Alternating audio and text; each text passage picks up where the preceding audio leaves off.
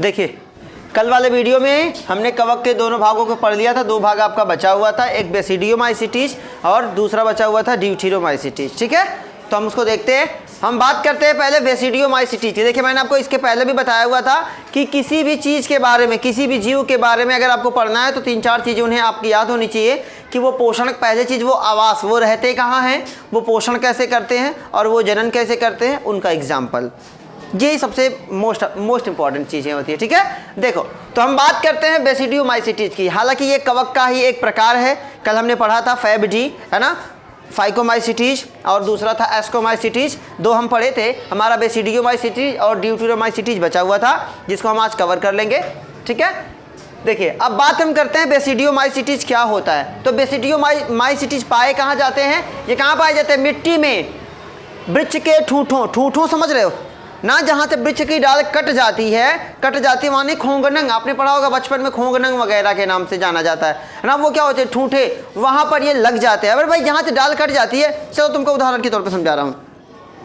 ये कोई पेड़ होता है, यहाँ पे ऐसा नहीं देखते, ऐसे छत्ते जैसा ऐसे ऐसे गोल गोल साथ लगा होता है, या कभी डाल कट जाती है जमीन, है ना, जमीन पे कभी पेड़ कोई कट जाता है तो वहाँ पे उग जाते हैं, वो क्या उगे हैं, वो बेसिडियोमाइसिटीज। ये मिट्टी में, वृक्ष के ठूठों और सजीव पौधों के अंदर भी पाए जा सकते हैं।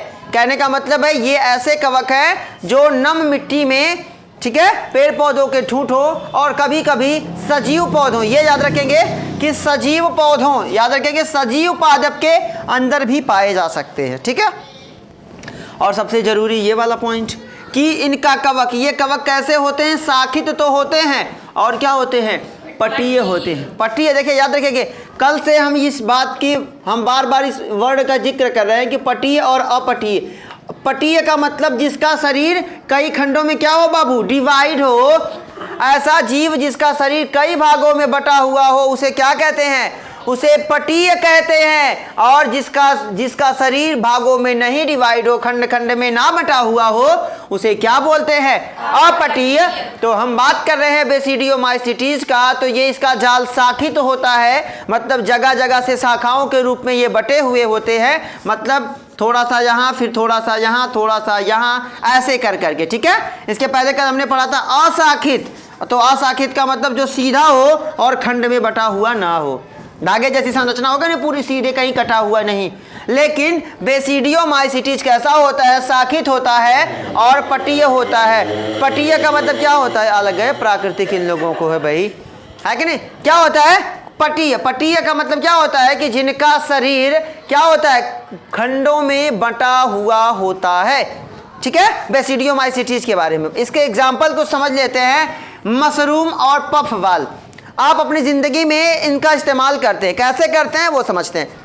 देखिए होता क्या है, जैसे आपने देखा होगा कुछ लड़के जो जिम वगैरह करते हैं, नहीं करते हैं, जिम करते हैं, तो आप सुने होंगे, उनसे पूछेंगे तो उन्हें एक स्पेशल डोज दिया जाता है, वो खाते हैं, है ना, वो प्रोटीन खाते हैं। आपने सुना होगा कि ये प्रोटीन खाता है ना, ये ताकत वाली गोली खाता है, सुनते हैं ना ऐसा कुछ। या जो औरतें प्रेग्नेंट होती हैं उनको भी डॉक्टर लोग पाउडर देते हैं, तो उस पाउडर में ऐसा क्या होता है, उस पाउडर में क्या होता है, बेसिडियोमाइसिटीज।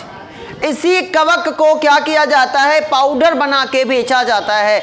इसमें बहुत ही अधिक मात्रा में प्रोटीन पाए जाते हैं, ये आपकी मसल्स को, आपके शरीर को फिट रखने का काम करते हैं। जैसे मशरूम, आज देख रहे हैं ना कि मशरूम क्या है, मशरूम क्या है भाई, मशरूम बेसिडियोमाइसिटीज का एक एग्जांपल है। आप देख रहे हो मशरूम आज कितना, 600 रुपया 700 रुपया केजी बिक रहा है, पर केजी आप उसकी बात करोगे 600 रुपये 700 रुपये। इसके पहले हम उसे केवल देखते थे कि ये क्या है यार, इसे कौन खाएगा, लेकिन आज इसका ट्रेंड चल रहा है, चल रहा है कि नहीं चल रहा है। तो वो क्या है, वो बेसिडियोमाइसिटीज है। हालांकि वो एक कवक ही है, वो एक फंगस ही है, लेकिन वो क्या है, इसमें इतनी अधिक मात्रा में पोषक तत्व पाए जाते हैं जो हमारी बॉडी को, हमारे शरीर को फिट रखने में सहायता करते हैं। समझ रहे हैं, तो हम क्या खाते हैं, जिम वाला पाउडर भी इसी से बनाया जाता है। और प्रेग्नेंट महिलाओं को भी जो पोषण दिया जाता है, जो पाउडर दिया जाता है, वो किससे बनाया जाता है, बेसिडियोमाइसिटीज नामक फंगस से बनाया जाता है। समझ रहे हैं ना मेरी बात को। तो चलते हैं आगे, कुछ बात कर लेते हैं इसके बारे में। अलैंगिक जनन, इसमें जनन कैसा पाया जाता है। रिप्रोडक्शन कैसा करता है, तो इसमें अलैंगिक जनन बीजाणु नहीं होते। कहने का मतलब है इनमें अलैंगिक जनन नहीं होता। और कायिक जनन, कायिक जनन समझ रहे हैं, जब पौधे के या जीव के किसी भाग से किसी खंडन विखंडन पढ़ा है ना हमने, द्विखंडन, तो इसमें कायिक जनन होता है। और उसकी कौन वाली विधि होती है, खंडन। खंडन का मतलब क्या होता है, जब जीव के शरीर को जितने भागों में डिवाइड किया जाए, प्रत्येक भाग एक नए जीव की उत्पत्ति करता है, उसे क्या बोलते थे, खंडन बोलते थे। और द्विखंडन, जब किसी जीव का शरीर दो भागों में बंटकर क्या करता था, किसी जीव की उत्पत्ति करता था, तो उसे क्या बोलते थे, द्विखंडन बोलते थे। समझ में आ गई ना बातें। तो बात करेंगे कि जनन कैसा करता है, तो अलैंगिक जनन, इसमें बीजाणु नहीं होता। लेकिन कायिक जनन किसके द्वारा करते हैं, खंडन के द्वारा। अब लैंगिक जनन किसके द्वारा करते हैं, तो लैंगिक जनन करते हैं प्लाज्मोगैमिक कोशिका, कायिक कोशिका के द्वारा। ये पॉइंट आपको समझाना है। कैसे समझाना, देखिए, चलिए समझते हैं। देखिए क्या होता है प्लाज्मोगैमी, पहले मेन समझो। प्लाज्मोगैमी क्या होता है, एक कोशिका, दो कोशिका संलयित हुई। आपको मालूम है कि दो कोशिकाएं, पहले क्या टूटता है, केंद्रक टूटता है ना। केंद्रक टूट के क्या कर दिया भाई, मिल गया, ये हो गया। इसको बोलते थे हम लोग 2n। अगुणित, अगुणित बोले तो इसको क्या बोलते थे, द्विगुणित बोलते थे कि नहीं बोलते थे हम, है ना। ये अगुणित भाई, ये नर अलग अगर मान लेते हैं, ये नर हो गया, ये मादा हो गया, ये दो अलग अलग हैं, है कि नहीं है। तो ये आगे चल के मिलेंगे तो ये द्विगुणित एक ऐसे संतान की उत्पत्ति करेंगे जिसके अंदर दोनों के लक्षण पाए जाते हो। प्लाज्मोगैमी में क्या होता है, देखिए नॉर्मली क्या होता है, एक कोशिका दूसरी कोशिका दोनों केंद्रक मिलते हैं और 2n बना देते हैं। लेकिन प्लाज्मोगैमी में क्या होता है, एक कोशिका दो कोशिका, कोशिकाएं दोनों आपस में मिल जाती हैं लेकिन केंद्रक दोनों अलग अलग रहते हैं। कुछ समय के लिए केंद्र क्या होता है, अलग अलग रहते हैं। समझ रहे हैं ना बात को। वरना नॉर्मली क्या होता है, एक कोशिका दो कोशिका, इसका केंद्र किसका केंद्र मिलके क्या हो गया 2n। लेकिन इनमें क्या होता है, n प्लस n होता है, मतलब n और n दोनों अलग अलग रहते हैं कुछ समय के लिए। तो इस अवस्था को क्या बोलते हैं, प्लाज्मोगैमी, द्विकेंद्रकीय। ठीक है। प्लाज्मोगैमी क्या होता है कि दो कोशिकाओं के प्लाज्मा का मिलना, कोशिका द्रव्य का मिलना प्लाज्मोगैमी कहलाता है। केवल दो कोशिकाएं आपस में मिल जाएं, उनके कोशिका द्रव्य आपस में मिल जाएं तो उसे क्या बोलते हैं, प्लाज्मोगैमी बोलते हैं। और द्विकेंद्र की, दो केंद्रकों का मिलना। अब ये क्या है, एक केंद्रक दो केंद्रक, ऐसी अवस्था जिसमें कोई जीव क्या करता है, दो कोशिकाएं आपस में मिले लेकिन केंद्रक कुछ समय के लिए आराम करने लगे, या केंद्रक कुछ समय के लिए आपस में ना मिले, आपस में संलयित ना हो, उसे क्या बोलेंगे, द्विकेंद्रकी बोलेंगे। बात समझ में ना आ रही है ना। तो प्लाज्मोगैमी समझ में आ गया, दो कोशिकाओं के प्लाज्मा का आपस में संलयित होना क्या कहलाता है, प्लाज्मोगैमी कहलाता है। लेकिन आप जानते हो कि जब दो कोशिकाएं मिलती हैं तो सबसे पहले उनका केंद्रक मिलता है और आगे चल के वो एक जिस कोशिका में भाई, अब एक जैसे एक चाक, ये वाला चाक, ये दोनों रिप्रोडक्शन करेंगे या दोनों मिलेंगे तो इनके दोनों के केंद्रक मिलेंगे ना। लेकिन द्विकेंद्रकी में ऐसा नहीं होता, इसमें केंद्रक नहीं मिलते, बल्कि केंद्रक कुछ समय के लिए क्या होते हैं, अलग रहते हैं भाई, कुछ समय के लिए ये अलग रहते हैं। और इसी अवस्था को हम बोलते हैं द्विकेंद्रकी बोलते हैं। क्या बोलते हैं, द्विकेंद्रकी। बात कर लेते हैं इसमें बेसिडियम। ठीक है। अब इसमें होता क्या है कि बेसिडियम ना, बेसिडियम केंद्रक क्या करता है, इसके केंद्रक मिलते हैं। अब बाद में इसका केंद्रक क्या होगा, आपस में मिलेगा।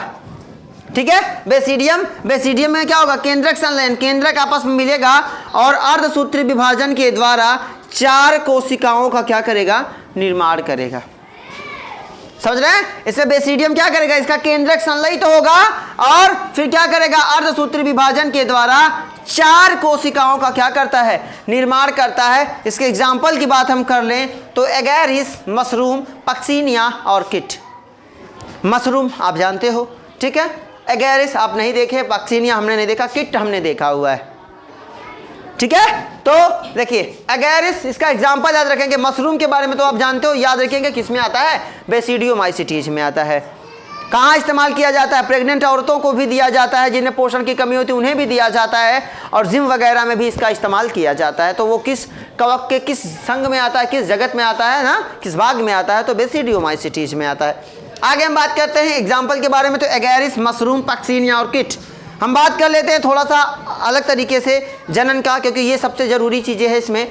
जनन, इसमें कौन सा जनन होता है, कायिक। है ना। पहला कायिक जनन किसके द्वारा होता है? विखंडन के द्वारा। किसके द्वारा? और अलैंगिक जनन इसमें नहीं पाया जाता। अलैंगिक जनन तो होता है लेकिन बीजाणु नहीं होता, और लैंगिक अंग इसमें पाया ही नहीं जाता। ये हो गए बेसिडियोमाइसिटीज। और ड्यूटेरोमाइसिटीज आपको बहुत ज़्यादा नहीं पढ़ना, इसको हल्के में पढ़ना है, क्योंकि देखिए ये एक ऐसा जगत है जिसे क्या बोला जाता है? अपूर्ण कवक बोला जाता है। इसे क्या बोला जाता है? अपूर्ण कवक बोला जाता है। क्यों बोला जाता है? देखिए, क्योंकि इसमें केवल अलैंगिक जनन, आपने पढ़ा अभी, इसके पहले भी आपने पढ़ा कि कवक में कौन कौन सा कायिक जनन पाया जाता है, लैंगिक जनन पाया जाता है, अलैंगिक जनन पाया जाता है। लेकिन जो ड्यूटेरोमाइसिटीज है इसमें केवल उसके अभी तक उसमें केवल अलैंगिक जनन को ही देखा गया है कि इसमें केवल अलैंगिक जनन की ही अवस्था पाई जाती है। लेकिन भविष्य में अगर इसकी जांच, अब भी इसका अध्ययन चल रहा है, समझ रहे हैं। भविष्य में अगर ऐसा होता है इसमें और भी जनन जैसे कायिक जनन पाए जाएंगे, लैंगिक जनन पाए जाएंगे, अगर ज्ञात होते हैं तो इसे एक अलग जगत में एक अलग, है ना, एक अलग संघ बना के इसे अलग रखा जाएगा, इसे बाद में रखा जाएगा अलग। इसके क्या लक्षण होते हैं? तो इसका जाल पट्टीय होता है और शाखित होता है, मतलब इनका शरीर कई भागों में डिवाइड होता है, और क्या होता है? शाखित जगह जगह से बटे हुए। इनके अलैंगिक जनन किसके द्वारा होता है? तो कोनिडिया नामक बीजाणु के द्वारा होता है। समझिए मेरी बात को कि जो ड्यूटेरोमाइसिटीज है इसे अपूर्ण कवक बोला जाता है। अब बात आएगी, कोई पूछेगा कि इसे अपूर्ण मतलब ये पूरी तरह से अभी कवक नहीं बना है। क्यों नहीं बना है? क्योंकि कवक में लैंगिक जनन पाया जाता है, अलैंगिक जनन पाया जाता है और कायिक जनन भी पाया जाता है। लेकिन ड्यूटेरोमाइसिटीज में केवल अभी तक अलैंगिक जनन की ज्ञात हो पाई है, मतलब केवल अलैंगिक जनन की अवस्था ही ज्ञात हो पाई है, जो कि किसके द्वारा होती है? कोनिडिया नामक बीजाणु के द्वारा होती है। और इसके शरीर के बारे में हम बात कर लेते हैं। अगर भविष्य में कभी भी ड्यूटेरोमाइसिटीज का और अध्ययन किया जाएगा, जब इसके बारे में जानकारी मिलेगी तो इसे एक नए जगत में इसे डाल दिया जाएगा, एक इसके जो लायक होगा उसमें इसे रख दिया जाएगा। ठीक है, आगे बात करते हैं, इसके कुछ लक्षण समझ लेते हैं। इसका जाल पट्टी होता है और शाखित, इसके बारे में हम बात कर लेंगे, देखेंगे। अधिकांश ड्यूटेरोमाइसिटीज में वे कवक आते हैं जो क्या होते हैं? अपघटक। और कल हमने इसके बारे में, पिछले वीडियो हमने इसके बारे में पढ़ा है अपघटक क्या होता है ना, जो क्या करे? पदार्थों को अपघटित कर दे भाई वायुमंडल में, फिर मुक्त कर दे, वो अपघटक। पोषण कैसे करता है? परजीवी और मृतजीवी के रूप में, है ना।